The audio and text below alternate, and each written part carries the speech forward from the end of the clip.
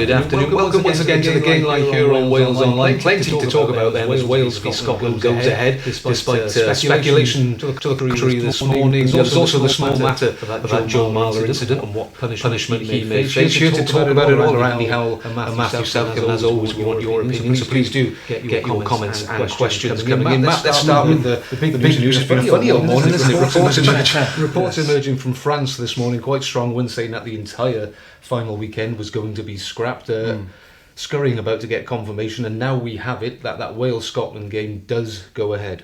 Yeah, absolutely. It's been a busy morning, as you said. I think we were all pretty much of the mind that whatever came out of the government meeting would probably dictate whether or not the game goes ahead. Given what's happened in France over the weekend, imposing further restrictions on gatherings of over 1,000 people, that game in Paris always looked like being off. Then the suggestion came that the Six Nations bosses would rather have, the traditional Super Saturday, therefore wipe out the whole weekend and play it again, looks like in October. Now that wouldn't have gone down particularly well in these parts. The only reason that I think we all agreed the game should have been called off is on health grounds. And I think when the advice came through that, for the time being anyway, the current situation is that it's safe to be having these sporting events in the UK, then there was no reason for the game not to go ahead. And I think Wales probably just want to get this done and dusted and out of the way now. Scotland, will be on a high, having won against France, so they'll probably have wanted to play it as well. So we've got a game on Saturday. Disappointing to end the tournament in this way, Andy, isn't it? Particularly because there's 4 teams actually who could still win it, including Scotland.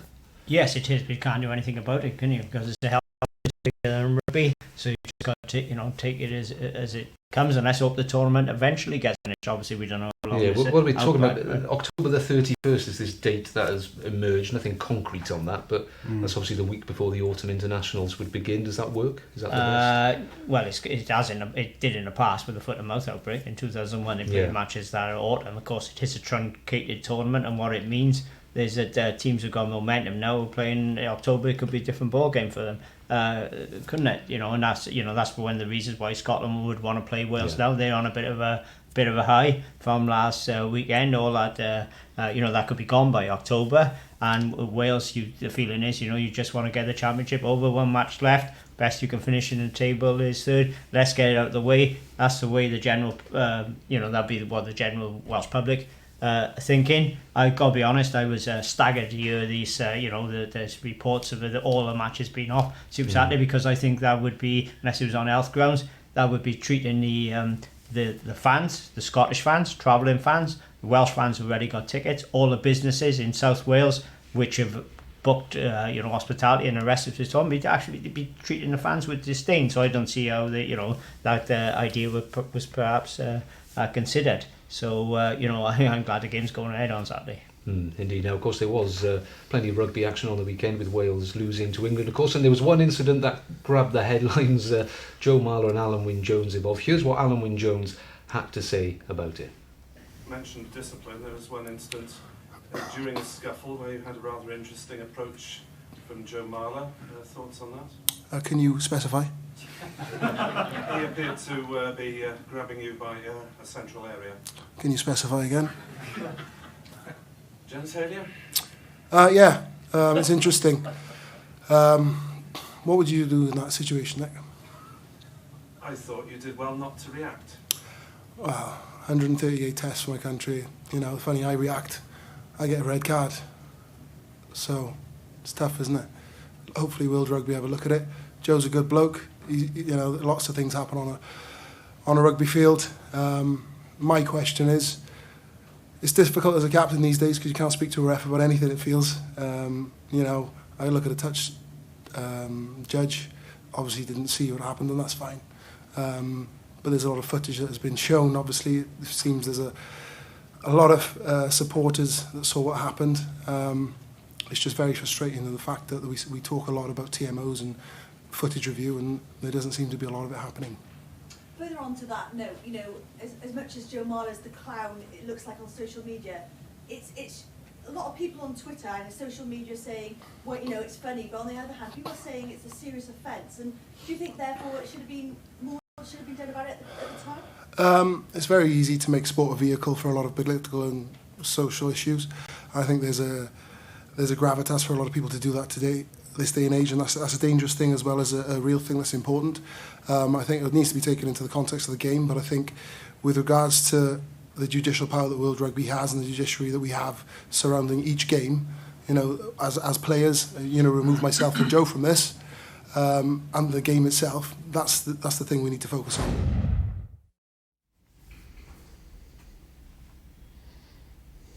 Matt, there are two camps on this, aren't there? Really? There's the it's a bit of rugby bants camp, a bit of fun. What's all the fuss about? And then there's the other side of it. That this was a serious incident. It's against the rules. I think it's a 12-week starting point in terms of a ban. Where do you stand on this? Yeah, well, I was pretty shocked. I missed it at the time. I was in the stands at Twickenham. I missed it. Saw the app alert from you guys back in the office on my phone and couldn't believe what I was reading.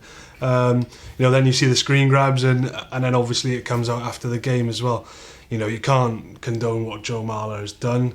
I think he probably should cop a ban for this. I think Alun Wyn dealt with it pretty well in the press conference in what he said. He was clearly annoyed about it.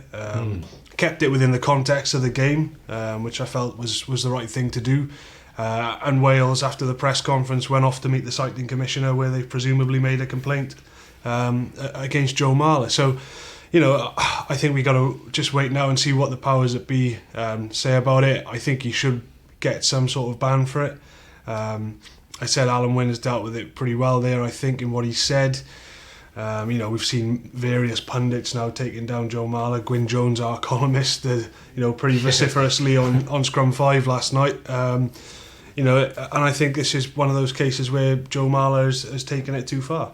Andy, what do you think on this? Because certainly on Saturday night, I know you were maybe more of the other viewpoint that this has been a bit of an overreaction.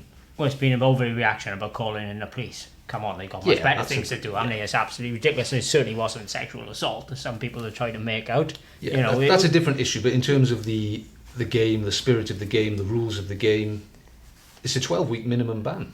Yeah, is it worth 12 weeks though? 4 weeks max, in my opinion.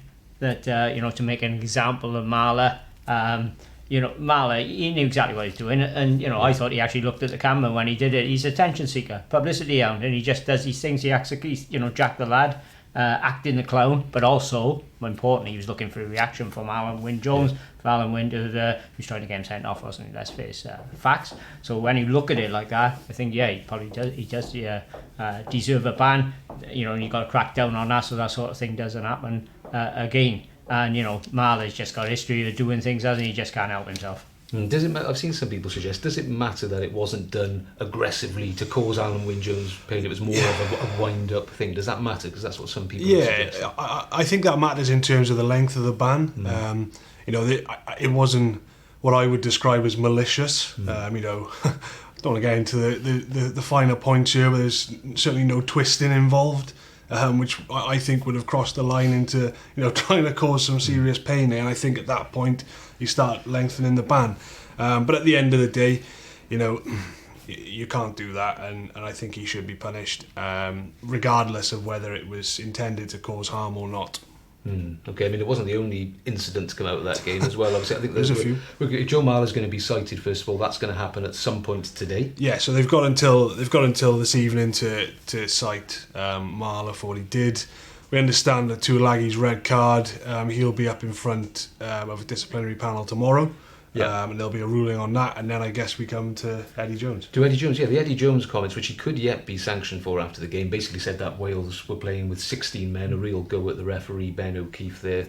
What did you make of that? Well, he should be sanctioned because he's brought the game into disrepute under the rules, World Rugby rules. Michael Checker, let's look at Michael Checker, former Australian coach. He was up on a number of charges for the same sort of thing and was punished for them. So if you base it on those case studies, Eddie Jones should be up, charged, and perhaps found guilty and sanctioned. They've sanctioned him either with a fine, or they can, you can actually get banned from matches yourself as a coach. Yeah. But Eddie Jones is ridiculous what he said, because some Welsh fans would argue, perhaps justifiably, it's actually England who had the 16 men. Well, no, the yellow card should have come out a lot Owen Farrell, the incident we just talked about, Joe Marler. Owen Farrell started that incident, he should have been yellow carded. Yeah, absolutely. I think many would disagree with you on that. Let's have a couple of comments on this then, which probably shows the differences of opinion. Mitzi just uses the word snowflakes with 2 exclamation marks. I assume that's alluding to the people who think Joe Marler should be banned. Another one here from Clive saying, looking at Joe's record, he should not be playing, full stop. Mal says the laws should be invoked. So that gives you an idea of the differing opinions out there on it. Bob, maybe to move us on then, Bob Stevens here. Is the Joe Marler incident just clouding the fact that Wales were not good enough on Saturday and the 33-30 scoreline was flattering to say the least? Yes, actually the Marler incident's been great for Wayne Pivot and the Wales coaching team and the players, because there would have been a much bigger inquest into Wales's performance of the weekend if it wasn't for this deflecting away from it, because let's face facts, until the final 10 minutes Wales were way behind. And they'd been outpowered and were struggling, and they scored a couple of great tries in those final minutes after Tialagi went, and England made all substitutions, and it's put a bit of a gloss on the scoreline. Yeah. So I mean, look at the reaction, and we get a good sounding board here with the statistics we get on our website and things like that. Nobody's talking about the game. We're all talking about Joe Marler, Eddie Jones, and whether the Six Nations is going to continue. So, nobody's talking about Wales's performance after that. Yeah. What more could Wales have done? Because before the game we were saying, well, Wales got no chance if they try and muscle up to England. They're going to be out-muscled, they're going to be overpowered, and they were. Yeah. So they had to try and play rugby. That was their only chance, and they did try and play, but it still didn't work. Yeah, I think they got sucked into that battle a little bit too often, particularly in the first half. There was a clear directive there. Early in the first half, they came out and they got the ball wide as fast as they could.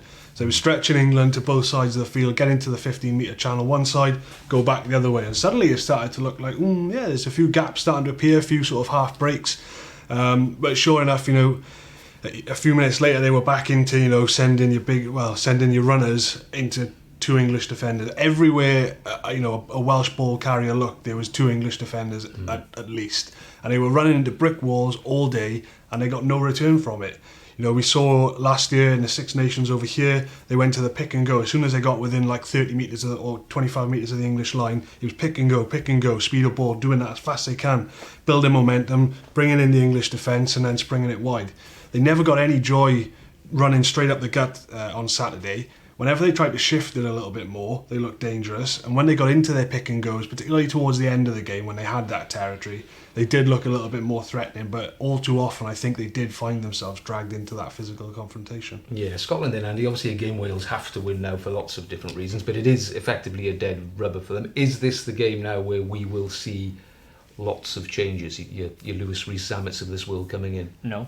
You don't think they will? No, I don't think they will now, because I don't think Wales can risk this game now. Experimenting in this match. Don't forget, Scotland is still got a chance of winning the title. Ended France's Grand Slam. Hopes coming here on a bit of a high, but it cannot afford to lose this game because the pressure will, start mount on him. It's already mounting because Wales' failure in this Six Nations has already cost them multi-million pounds in prize money. So people want to see Rees-Zammit though, don't they? People might want to see him, but I don't think Wayne Pivot wants to see him. So from what we've seen so far, should have picked him against Italy. Missed that chance. So do you throw him in now against Scotland, or do you stick with the team? The backs. George North had a good game at Twickenham. Liam Williams is feeling his way back. Do you keep him? Halfpenny, okay, he had a bit of a knock. Do you keep him? Do you rejig it to bring Rees-Zammit in? Or more likely, if they brought anyone to start with anyway, probably would be Johnny McNichol, who they've been using off the bench. Personally, I think they should make some changes. I'd advocate 6 changes. A couple of them are injury enforced, but I'd like to see Rees-Zammit on the one wing. I'd like to see Owen Watkin in the centre, forming a partnership with Nick Tompkin, because they both of them can play inside and outside centre, and I think that would bring extra variety. Rhys Webb must start at scrum half. Neither the scrum half, Gareth Davis or Thomas Williams, have grabbed that jersey by the scruff of the neck. In fact, they regressed since the World Cup. The longer Webb was on the pitch on Saturday, the better he got. You can see what a catalyst he is, as he used to be for Wales. Front row, Dylan Lewis is perhaps injured, unlikely to make it. Liam Brown as well got injured. I'd have a look at. I'd just up Wilgriff John to try and stabilise the scrum, because the big fault line in Wales, there's 2 fault lines in Wales' game at the moment, this Six Nations. One, the scrum is awful, really. Totally just folded the weekend every time England turned the power on. Yeah. And plus the other fault lines are defence. They're conceding too many soft tries. So they got to fix those. I would also, Will Rowlands did well off the bench against France. Give him a go at lock. Jake Ball's out, so he was shoulder injury. We know what Adam Beard can do. He can be on the bench. Corey Hill's injured. And I would bring Faletau back at number 8 and move Navidi to 6, forming a back row with Tiptrich, which I think has got an excellent balance in its game on, and they can beat Scotland. You're on the Reece Webb train as well, aren't you? Yeah, no, similar to Andy, I felt like he looked good. I didn't think he was very good against Italy at the start of the tournament. I thought he looked rusty. Game time at Bath has clearly done him some good. And then he gets thrown on in the 45th, 46th minute at Twickenham. I agree with Andy's assessment. I think Thomas Williams and Gareth Davies have sort of stagnated slightly after, they were both outstanding in 2019 throughout the year. And I thought when Webb came on, Wayne Pivac touched on it after the game. They were lacking a bit of game management in the first half, probably not playing in the right areas, not knowing when to play, knowing when to hold back. I think Webb's got that tactical nous and that bit of game management that probably edges it. He can turn it on when he wants to. We saw him making breaks. We saw him holding off Owen Farrell and then offloading out the back to Justin Tipuric. Little other things in his game as well. A couple of steps here just to hold the defence before sending Bigger over. I thought there was a lot of good in his game. I thought he kicked well on a day where really Bigger and Thomas Williams, neither of them kicked that well, to be honest. Probably throw Halfpenny into that mix as well. Well, I think Wales, the kick-in during this tournament by Wales has been a massive letdown. It used to be a strong part of their game, but the kicking game has been poor throughout the tournament. Yeah, and I just think nobody's really grabbed that number 9 jersey. Thomas Williams and Gareth Davies have had good runs at it. I think it's probably time to give Webb that jersey. He's bang up for making up for lost time, and just give it to him and let him see what happens. And if he plays well, great. Yeah. Okay, let's finish with a couple of questions then. Terry Jenkins asks, how come a team with the best defence in the world has become a team with the worst defence in the competition in such a short period of time? Is that fair, first of all? Well, hang on, it was never the best defence in the world. New Zealand are the best defence in the world. It might be the best defence in Europe, but the cracks were already there, pre-World Cup and during the World Cup, when Wales were also conceding some soft tries. And I think the Sean Edwards defence that got found out during those tournaments, and in the same way as England exposed it with the Anthony Watson try in the opening seconds at the weekend. But the defence is certainly more passive and soft than it was, and there was a lack of communication. If you listen to the ref, Mike, didn't hear the Welsh players shouting at each other much in defence while each was doing, whereas England's players come through loud and clear, they were talking in defence. Now to me that is a sign as well of a bit of lack of confidence in your defence. Okay, word here from Jeff, but George North says George North played better on Saturday. We probably all agree with that. But if everyone's fit, who is Wales' first choice back 3? I think you saw it on Saturday. I think that, are we saying Josh Adams? Josh Adams obviously out. With Josh Adams out, I think you probably saw it on Saturday, personally. And if Josh Adams is fit, then then you've got decisions to make. If Josh Adams is fit, he's your first name on the team. He goes in. You start looking at can Liam Williams move back to fullback? Is Halfpenny playing well enough there at the moment? North. Whilst he did have a better game on Saturday, that's got to continue for him to keep warranting his place in the side. I don't know whether their hand might be forced because Lee Halfpenny had a nasty cut on his leg. I'm not sure that's going to keep him out of the game, but I don't know how much that might impact on. He certainly gave up the kicking duties. He did, yeah. So it was clearly having some sort of impact, but he managed to play on. But I think if everyone's fit who's currently in the squad, I think you saw the best back 3 on Saturday. Okay. Then a couple of comments to finish here. Lots on Joe Marler, as you probably imagine. Wayne says, is the game going soft? Is it going like football or what? There'll be players falling down and crying next, he says. And Gwilym says, of course there should be a ban. Thousands of people saw it live, many more saw it on television, of which many more would have been children. I suppose that's a main thing, I guess, is that there's a lot of impressionable youngsters out there who will go out and play under 9s, 10s, 11s, 12s rugby on a Sunday. And there are kids out there who may take his lead on that. You don't want to be seeing that, particularly at that level. I think it just needs to be dealt with. I don't think this is a case of people going too soft. I think he's out of order. I think he's crossed the line and deserves a ban. We wait to see what that ban may or may not be. Thank you guys, we'll leave it there. Thank you for all your comments and questions. We'll be back again tomorrow, same time, same place. We will see you then.